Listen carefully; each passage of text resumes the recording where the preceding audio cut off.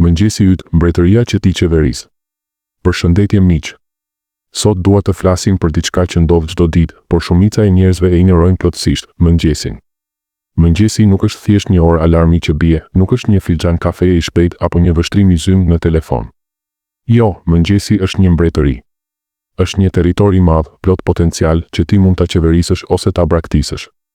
Imagjino, çdo ditë kur hap syt, ti hyn në një sallë tronesh ku ti je mbret, por nëse nuk merr fronin, dikush tjetër do ta marrë, shpërqendrimet, lodhja, dëshirat e menjëhershme.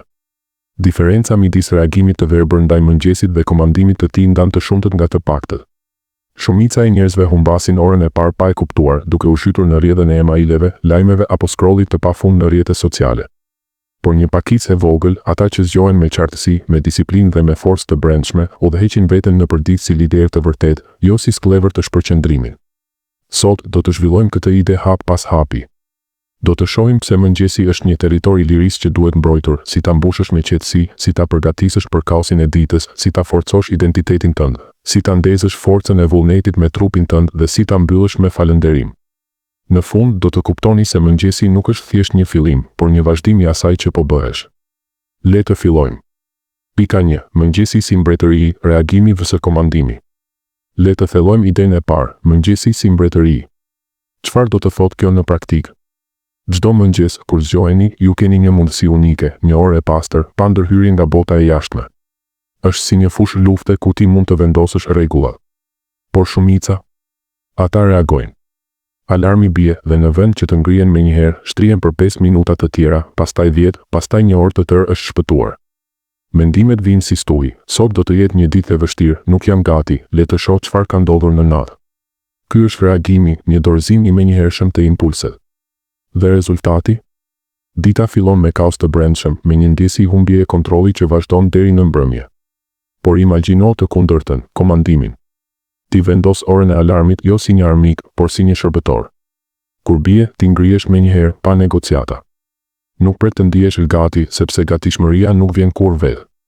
Ti fillon me një veprim të thjeshtë, hap syt, ul këmbët në dysheme dhe thot, sot unë udhëheq. Kjo nuk është magji, është disiplinë e vogël e përditshme që ndërton perandori të brendshme. Mendoni për liderët e mëdhenj të historisë, Aleksandri i Madh nuk priste të ndihej i motivuar për të pushtuar botën, ai thjesht vepronte. Ose stoikët si Mark Aureli që zgjoheshin në mes të natës për të medituar mbi ditën. Diferenca është e qartë, reaguesit jetojnë në reagim, komanduesit krijojnë destinin. Sot, pyet veten, a do të jesh ti ai që humb orën e parë, apo ai që e fiton? Kjo zgjedhje e vogël ndan mediokritetin nga madhështia. Pika 2. Mbrojtja e territorit të lirisë. Tani, le të kalojmë te pika e dytë, mëngjesi është një territor i lirisë absolute. Është koha kur bota nuk ka pretendime ende mbi ty, nuk ka shef që të thërret, nuk ka fëmijë që të zgjojnë, nuk ka trafik që të pret. Por nëse nuk e mbron këtë territor, ajo do të vidhet nga armiq të padukshëm, dëshira për të fjetur më shumë, tundimi i telefonit, zhurma e brendshme e mendimeve. Shumica negocion me veten, vetëm 5 minuta të tjera, pastaj ngrihem. Por kjo negociat është një iluzion, 5 minuta kthehen në 30 dhe dita fillon me një deficit energjie. Stoikët e dinin këtë mirë. Seneca thoshte se ndjenjat janë si era, kalojnë shpejt dhe nuk mund t'i besosh. Ato nuk janë udhëheqës të mirë, janë pengesa. Në vend të tyre, stoikët zgjidhnin disiplinën, atë forcë të qëndrueshme që ndërtohet me veprime të përsëritura. Të ngrihesh kur ke thënë se do ta bëje nuk është vetëm një akt fizik, është një deklaratë lirie. Është si të thuash, unë nuk jam rob i trupit tim apo mendjes sime, unë jam zotëria. Çdo herë që e bën këtë, forcon muskujt e brendshëm të vullnetit. Imagjino një ushtar që mbron kështjellën e tij në agim, një armik i vetëm mund ta marrë nëse nuk vigjilon. Po kështu, mëngjesi yt është kështjella jote. Mos e braktis, mbroje me disiplinë.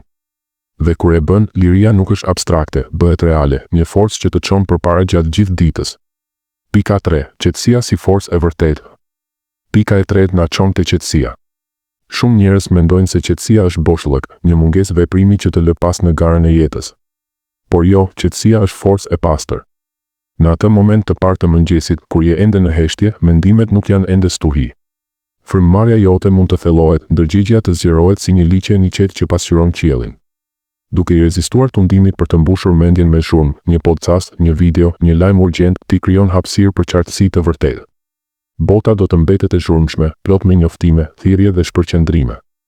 Por ti Ti do ta përballosh atë me një qetësi që të tjerët nuk e kanë. Kjo qetësi nuk është dobësi, është prani e kontrolluar, një mburoj që të lejon të shohësh përtej kaosit. Provo ta imagjinosh, ulu për 5 minuta, mbyll syt, dëgjo frymën tënde. Çdo inhalim të mbush me energji të pastër, çdo ekshalim heq peshën e natës. Kjo nuk është meditim i komplikuar, është thjesht prani. Dhe kur e bën, dita jote fillon jo me reagim, por me zgjedhje të vetëdijshme. Qetësia nuk të ngadalson, të fuqizon. Pika 4. Përgatitja për kaos. Tani, pika e 4. Jeta nuk mund të parashikohet gjithmonë, por përgjigjja jote mund të përgatitet plotësisht. Këtu hym në praktikën stoike të përgatitja për kaos, meditimi mbi të keqen. Nuk është pesimizëm, është përgatitje e mençur.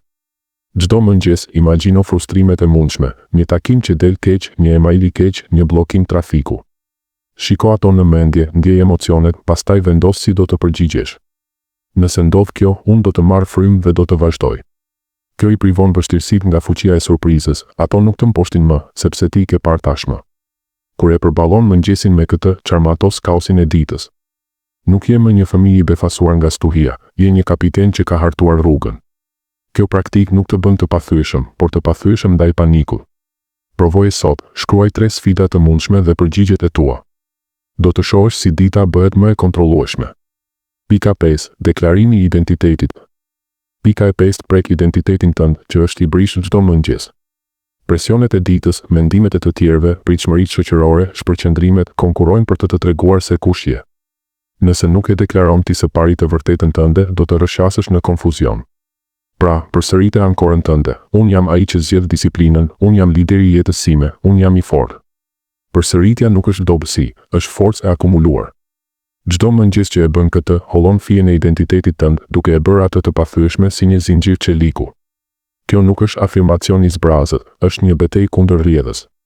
Bota do të thotë, je i lodhur, pusho. Ti thuaj, jo, unë jam luftëtar. Me kalimin e kohës, kjo bëhet pjesë e qenies tënde.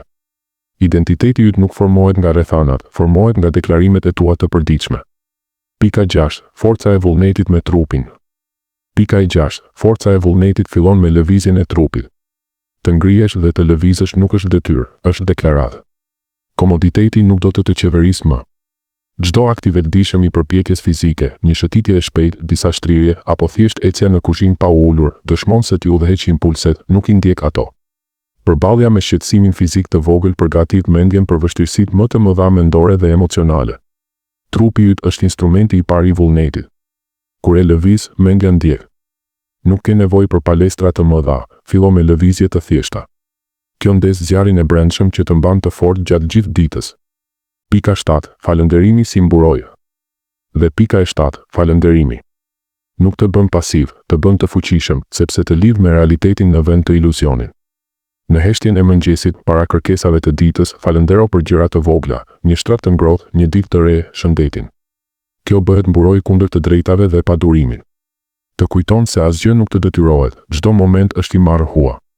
Me këtë, nuk pyet më çfarë do të më jap dita, por çfarë do t'i japësh ti asaj. Përfundim.